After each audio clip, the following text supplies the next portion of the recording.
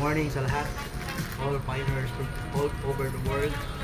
Ito po yung nabili ko na relo, Pukol MK watch kay Ma'am Cheryl sa Cagayan de Oro. So ito po ay full pay payment worth of 999 pesos sa Philippine money. Unbox na natin.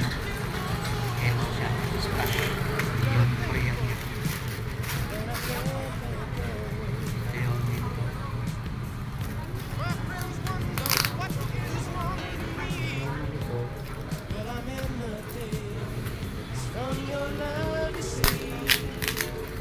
Sa mga nagsasabi dyan na scam ang Pi, scamin yung mukha nyo. Ito na yung ebidensya. Wala akong binayaran kahit peso. Full Pi payment. Tingnan